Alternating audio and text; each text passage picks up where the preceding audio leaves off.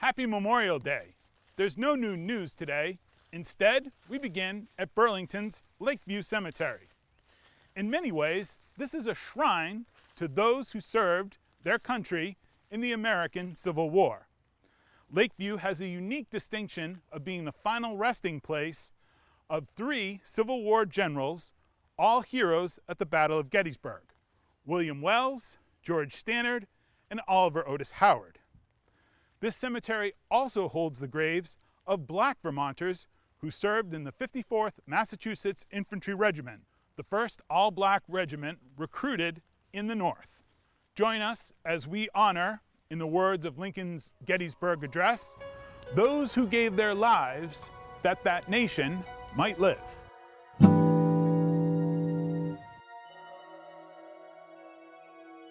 Good afternoon, and thank you for stopping by Across the Fence. I'm Keith Silva, in for Amy Finley. I hope you're enjoying some time off today.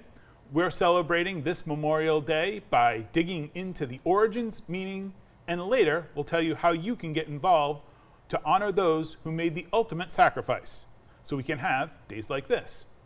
Joining me to discuss Memorial Day in the U.S. and Vermont is Liam McKone, the president of the Fenian Historical Society of Vermont and author of Vermont's Irish Rebel, Captain John Lonergan. He's also a member of the Department of the Vermont Sons of the Union Veterans of the Civil War. Thanks for joining me today, Liam. Thank you for inviting me. I'm pleased to have a chance to discuss this with you. Wonderful. We're recording this in advance of Memorial Day. We're not working on the holiday. So before we get into our discussion, I wanted to ask you how you commemorate Memorial Day this year. What are you doing to commemorate the holiday? A series of activities centered around the Sons of the Union Veterans of the Civil War. We're participating in the Essex Junction Parade and some other activities, including on Friday earlier, we helped decorate some of the graves in Milton at the cemetery there in conjunction with another organization. We were talking before we started recording, and you said it's not necessarily Memorial Day, but Memorial Month. You have events that go all through the weeks leading up and afterwards. That was originally observed on the 30th of May, and now it's various people commemorate it on different days. Right. You said there's a GAR Memorial Day, and we'll get into the GAR in a moment, but that's always May 30th, you said. That was established. The established day. So the causes, courses, and consequences of the American Civil War couldn't and shouldn't be summed up in 30 seconds, but let's look at this through a Vermont lens. How many Vermonters were fought in the Civil War? So around 35,000 out of a population of 300,000. So It was a significant number of the eligible people. 10% is the number I usually see in conjunction with that. So 10% of the population of Vermont at the time went to fight in the Civil War. That's pretty significant. One of the largest percentages in the Union. I mentioned the 54th Massachusetts in the introduction. 20% of the Black population of Vermont at the time fought in the Civil War. Of course, Blacks could not fight. They had to be stewards or things like that. They weren't fighting men in the Civil War, so I always find that very interesting. I was curious, do we have any records of any Vermonters fighting on the Confederacy? No, to the best of my knowledge, there was no native Vermonters. There may have been the odd student at Norwich or University or Vermont that went back to the Confederacy. Right. That was their home. But the question of the colored troops, they were fighting men. They when the colored troops were raised, so-called, there was no Vermont unit. Correct. Yes. Thank you. So they tended to enlist down in Massachusetts, where they raised a couple of groups. That's how you get Vermonters fighting in the 54th Massachusetts. So we were talking before about how Vermont gave or Vermont gave, or 10% of the Vermont population essentially men leave to go fight in the Civil War.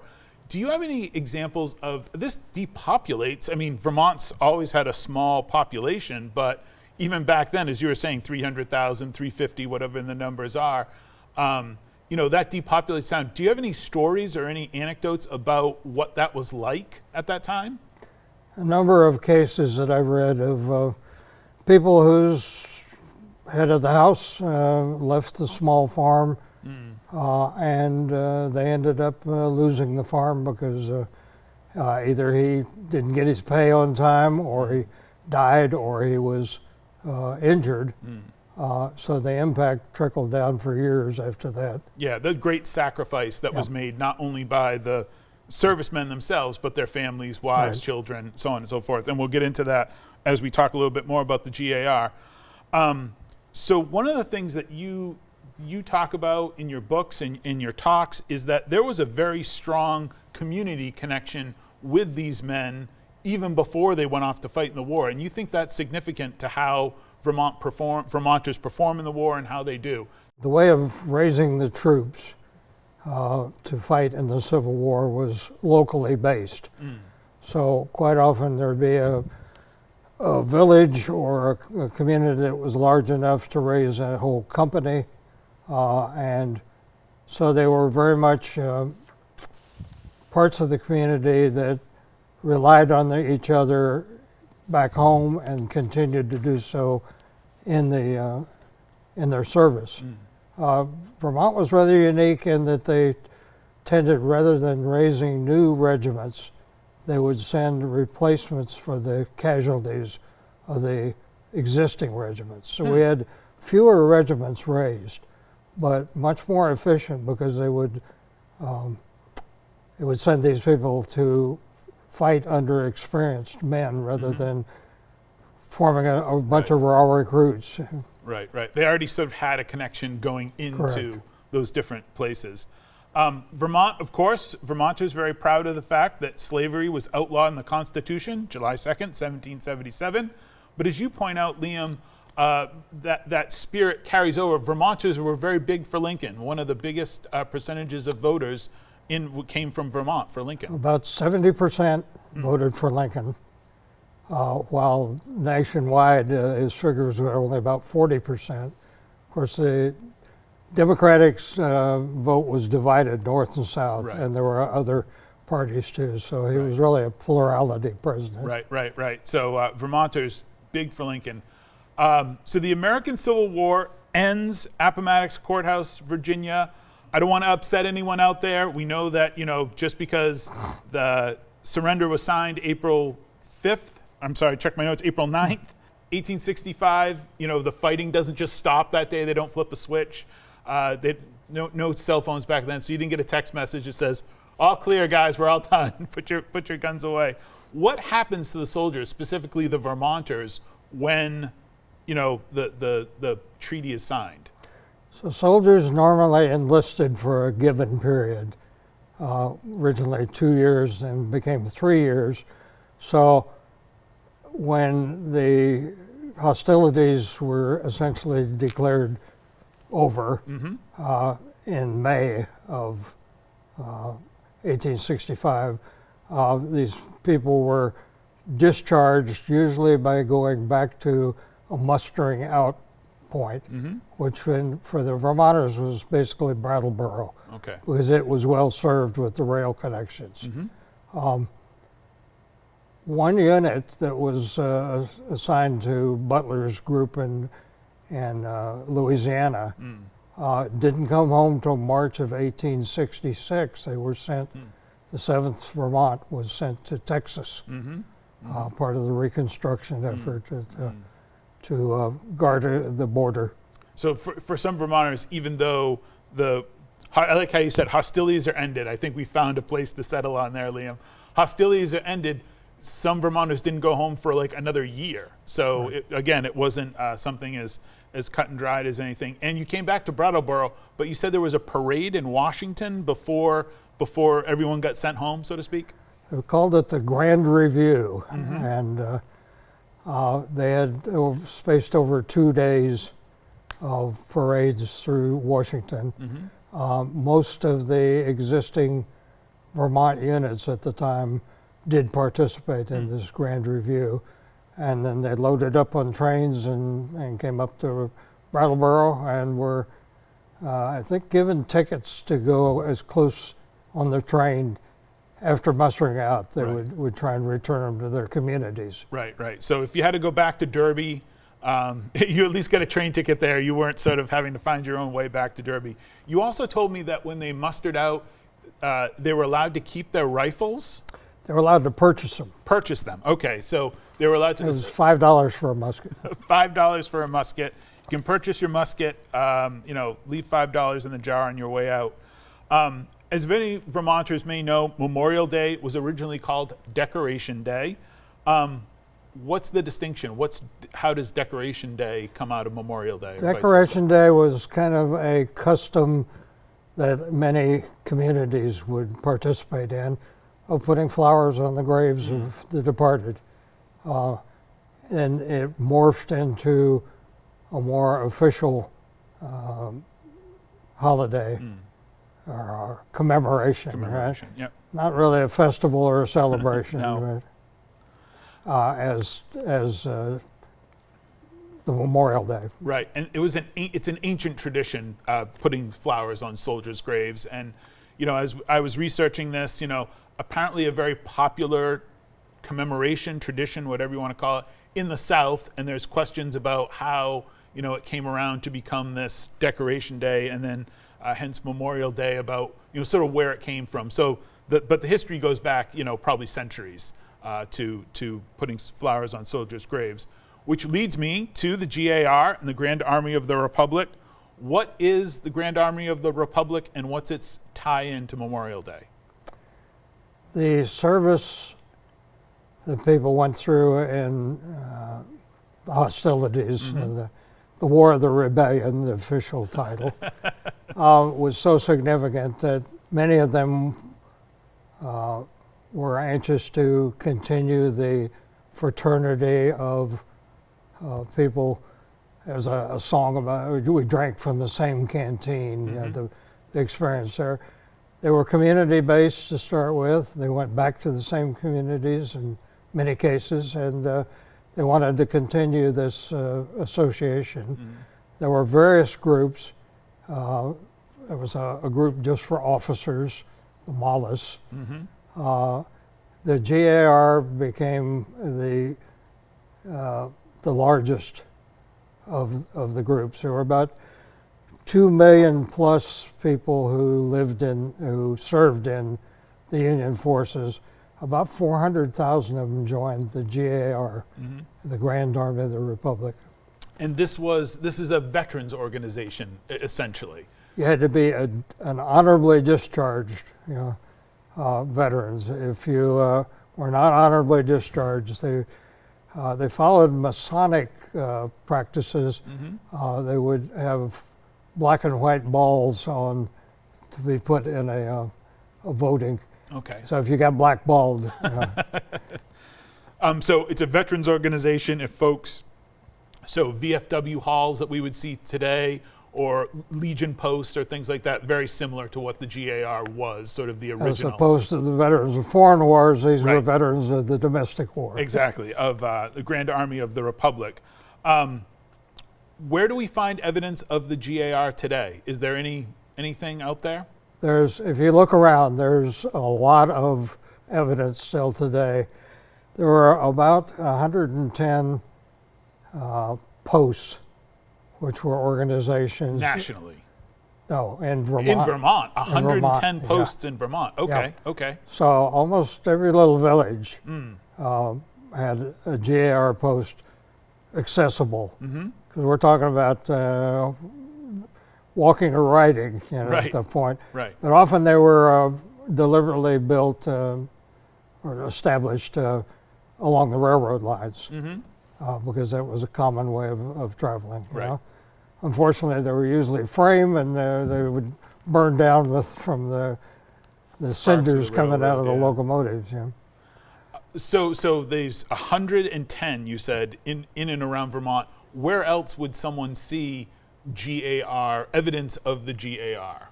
At almost any cemetery. Okay. And plus there's a number of very imposing memorials.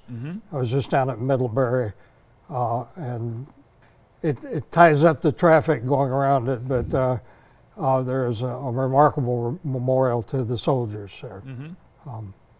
And also, you're being very humble, but you have been responsible for markers and memorials to the GAR as well, specifically on Route 15.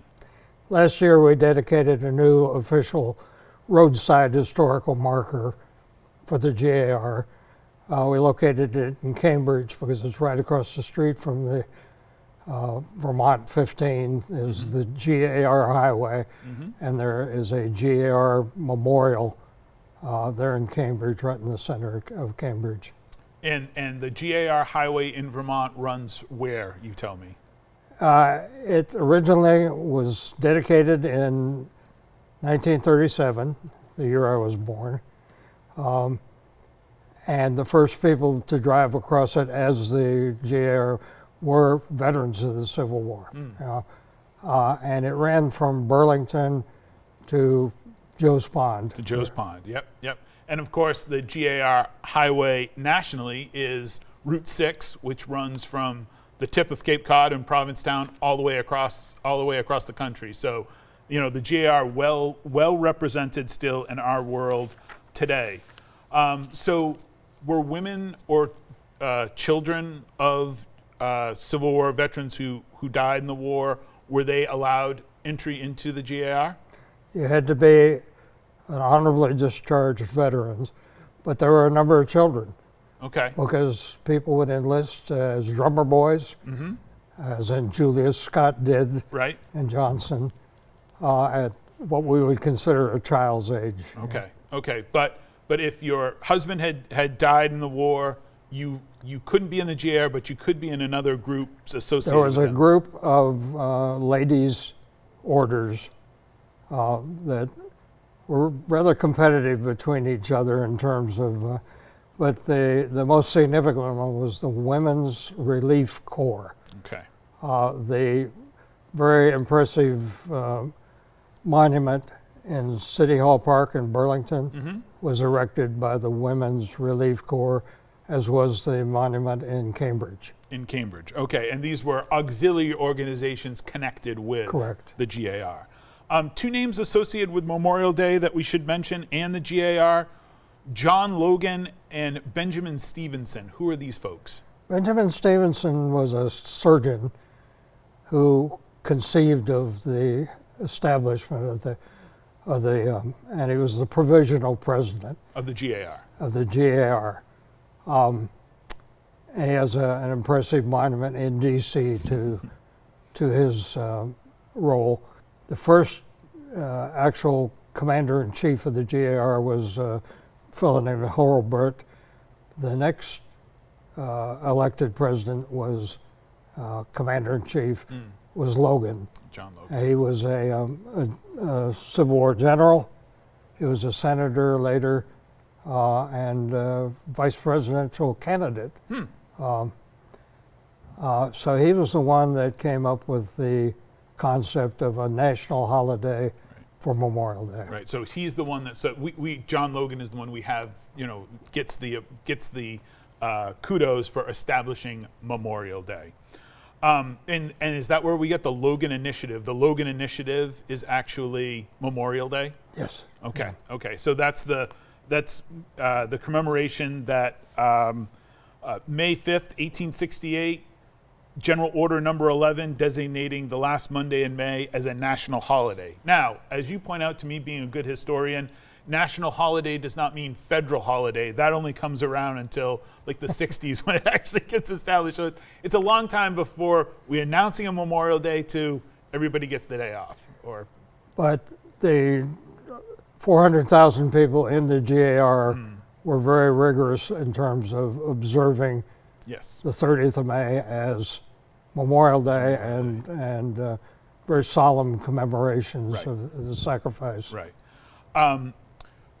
What were those GAR posts like? Were they very much like American Legion posts or VFW posts? Same sort of idea, place to gather? That would be the closest analogy. Okay. There's still a few active original GAR posts.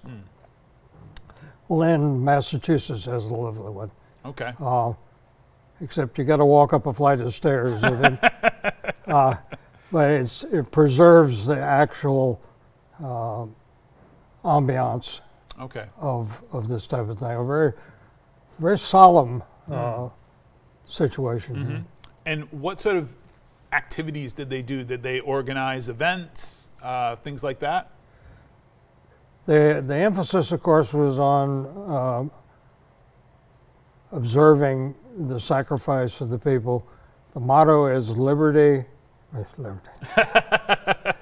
fraternity, charity, loyalty. Loyalty. So they did a lot of activities. They might have an oyster roast, but the charity was equally significant because they were still community-based groups, and they put a lot of energy into helping out widows, orphans, disabled persons. So that's sort of what they're doing. In Vermont, where would the largest membership have been? Probably in Burlington. There was the second GR post was formed in Burlington, named for General Stannard, George Stannard. But there was a very impressive memorial hall built in Rutland, out of marble, obviously. And there probably were close to the same number of people down there. Got about 5 minutes left, and we haven't gotten to one of the most exciting parts and the reason where the GAR exists today. Who are the sons of Union veterans of the Civil War? What is that? As people began to die off, they realized that if they wanted to continue this effort, they would need to have a legacy organization, and that became the Sons of the Union Veterans of the Civil War. To be a full member, you must be able to trace back your ancestor to a person that served in the Union Army. Okay. And you're a member of the Sons of the... I am. My great-grandfather, born in Ireland, got over here in time to shoulder a musket, march with Sherman. But you can also become an associate member of the GAR, even if you don't have that lineage. So those are the membership requirements. Again, there are no daughters of Civil War veterans. Are women involved at all in the Sons of Union Veterans? There is a allied order there called the Sons of the Union Veterans became an allied order, as did the daughters of the Union veterans, the Women's Relief Corps, and two other groups.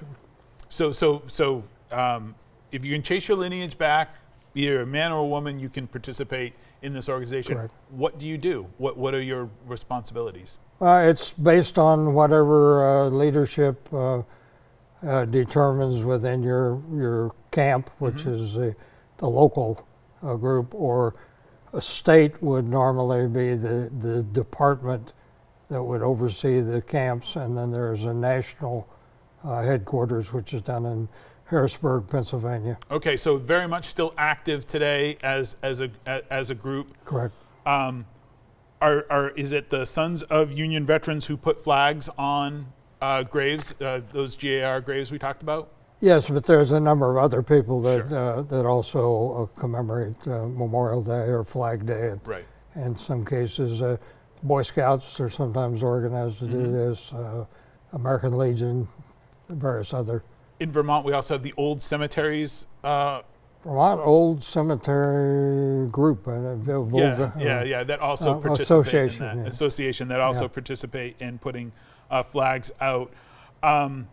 So the Stannard Camp, is that Vermont's sole Sons of Union Veterans? There's 5 camps active out of the original 100 over plus, 100 as the membership died off.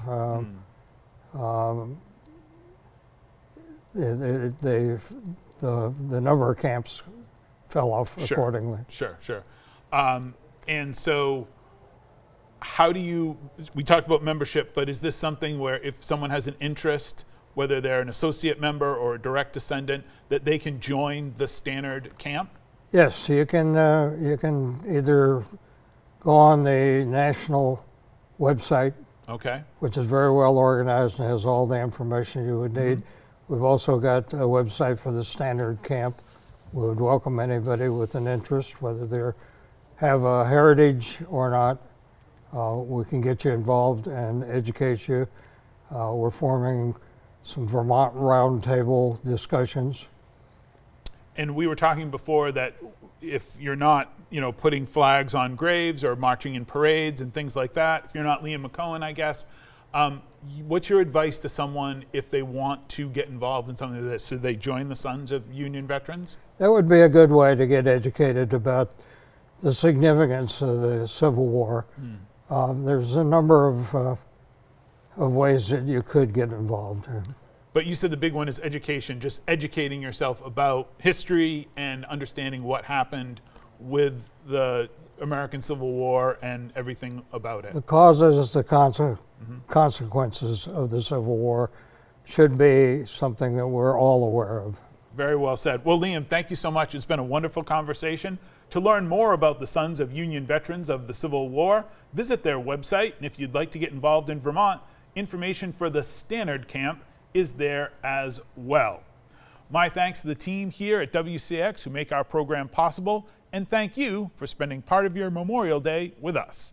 I'm Keith Silva. This is Across the Fence. Thanks for being part of our family.